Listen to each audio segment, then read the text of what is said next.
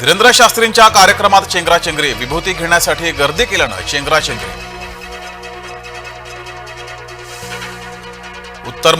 उत्तम मुंबई बनवणार, केंद्रीय वाणिज्य मंत्री पियुष गोयल यांची माहिती।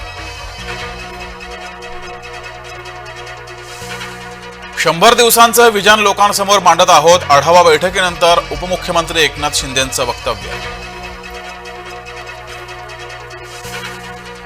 संतोष देशमुख हत्येप्रकरणी आरोपींना कोठडी, तिन्ही आरोपींना 14 दिवसांची पोलीस कोठडी।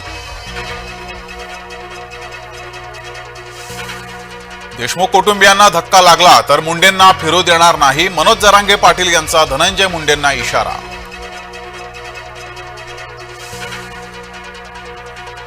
राजन साळवी कमळ हाती घेणार, भाजपा ठाकरेंना धक्का देण्याच्या तयारीत, राजन साळवींनी शक्यता फेटाळली। मीरा रोडवर गोळीबार, एकाचा मृत्यू, पूर्ववैमनस्यातून गोळीबार केल्याचा संशय, फरार आरोपीचा पोलिसांकडून शोध सुरू। कुंभमेळ्यासाठी नाशिक मनपाकडून 7,000 कोटींचा आराखडा, अनेक विकास कामांसह होणार शहराचं सुशोभीकरण।